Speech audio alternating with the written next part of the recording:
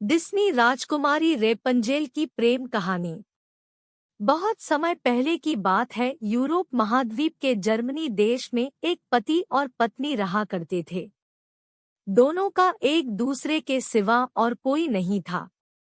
विवाह के कई वर्षों उपरांत भी उनकी कोई संतान नहीं हुई।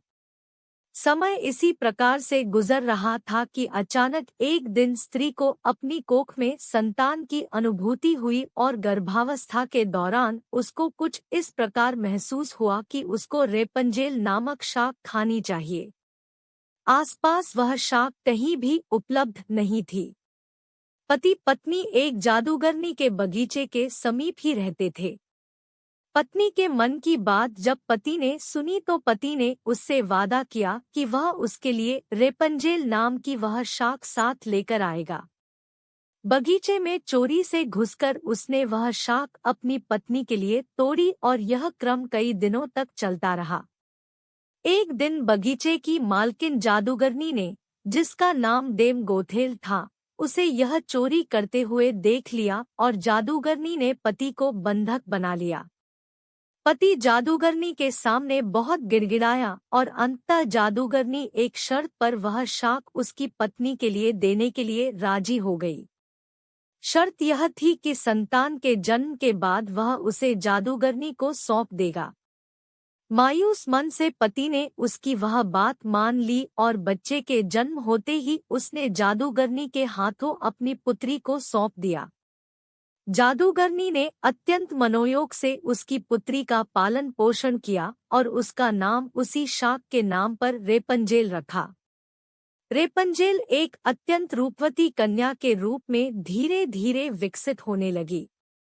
उसके सुनहरे बाल और अद्वितीय रूप की चर्चा आसपास की जगह पर धीमे धीमे से फैलने लगी। कन्या के 12 वर्ष के होते ही जादूगरनी डेम गोथेल ने उसको एक ऐसी मीनार में कैद कर दिया जिसमें ना तो कोई दरवाजा था और ना चढ़ने के लिए ही कोई सीढ़ी। इसमें एक ऊंचे स्थान पर एक कमरा था जिसमें कि केवल एक खिड़की थी। जादूगरनी अपनी जादुई शक्तियों के माध्यम से छोटी बच्ची तक पहुंचती और हर दिन उससे मिलने के लिए दिन के समय जरूर जाती। इसी प्रकार से दिन बीतने लगे। वह बच्ची बड़ी होकर एक अत्यंत रूपवती स्त्री के रूप में विकसित हुई। उसके लंबे घने सुनहरे बाल इतने लंबे हो गए कि बाद में जादूगरनी उनके सहारे मीनार पर चढ़कर कमरे में आने और जाने लगी। ऐसा करते वक्त वह रेपंजेल को पुकारते हुए कहती, रेपंजेल अपने बाल गिराओ ताकि मैं तुम्हारे सुनहरे बालों पर चढ़कर ऊपर आ सकूं। समय इसी तरह से गुजरता गया और एक दिन किसी राज्य का राजकुमार घूमते घूमते उसी क्षेत्र में आ गया जहां पर रेपंजेल उस मीनार में रहती थी। रेपंजेल की आवाज में अद्वितीय मिठास थी। जब वह गाती थी तो जैसे समय ठहर जाता था। एक दिन राजकुमार को टहलते टहलते एक मधुर आवाज सुनाई पड़ी। वह आवाज कहाँ से आ रही है यह जानने के लिए जब राजकुमार मीनार के पास गया तो उसे दिखाई पड़ा कि एक ऊंची मीनार के ऊपर कमरे में एक सुंदर रूपवती स्त्री रहती है। उसकी इस मीठी आवाज को सुनकर राजकुमार उसकी तरफ अत्यंत आकर्षित हुआ और वह अपनी उत्सुकता पर काबू नहीं रख सका। उसने मन में ठान ली कि वह इस बंद मीनार में रहने वाली स्त्री, जिसकी आवाज इतनी मधुर है, के विषय में जान के ही रहेगा। एक दिन जब दिन के समय जादूगरनी रेपंजेल से मिलने के लिए आई तो उसने जादूगरनी को वह शब्द कहते और बालों के जरिए ऊपर चढ़ते हुए देख लिया। राजकुमार ने इसी प्रकार जब रात के समय रेपंजेल को पुकारा तो उसने उसे आने के लिए मीनार के सहारे अपने बालों को लटका दिया। राजकुमार ऊपर जाकर रेपंजेल से मिला। रेपंजेल और राजकुमार एक दूसरे से प्रेम करने लगे थे। दोनों ने मिलते ही एक दूसरे को पसंद कर लिया था और वह एक दूसरे के लिए के अंतरंग सहचर बन गए। आता राजकुमार ने रेपंजेल के सामने विवाह का प्रस्ताव रखा। रेपंजेल इस पर सहमत हुई और दोनों का मिलना जुलना धीमे धीमे बढ़ने लगा। जादूगरनी डेम गोथेल रोज दिन के समय रेपंजेल को मिलने के लिए आया करती थी। राजकुमार और रेपंजेल ने मिलकर एक योजना बनाई कि राजकुमार द्वारा दिए गए रेशम से रेपंजेल एक सीढ़ी बनाएगी, जिससे कि वह दोनों उस जगह से भाग सकें। रेपंजेल की मूर्खता के कारण जादूगरनी डेम गोथेल को राजकुमार के रेपंजेल के पास आने और उसके गर्भवती हो जाने का पता चल गया। जादूगरनी डेम गोथेल ने रेपंजेल को मीनार से बाहर निकाल दिया और जंगली जानवरों के बीच से जंगल में विचरने को अकेला छोड़ दिया, और वह स्वयं उस मीनार के कमरे में जाकर छुप गई। राजकुमार के चढ़ने के लिए उसने रेपंजेल के बालों को काटकर उन्हें मीनार से बाहर लटका दिया, ताकि राजकुमार ऊपर चढ़ सके और उसे कोई शंका ना हो।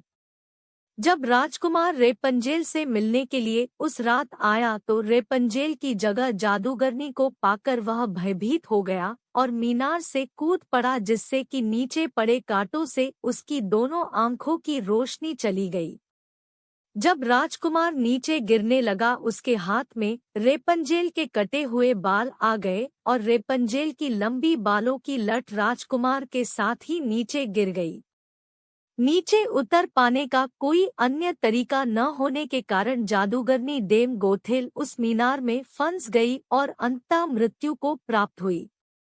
अपनी आंखों और अपनी प्रेमिका को खो देने के बाद राजकुमार निराश होकर अंधा होकर जगह भटकने लगा। कई महीनों तक इस प्रकार भटकने के पश्चात वह उस क्षेत्र में जा पहुंचा जहां पर रेपंजेल बस चुकी थी। उधर रेपंजेल ने जुड़वा बच्चों को जन्म दिया, जिनमें एक बेटी और एक बेटा हुआ।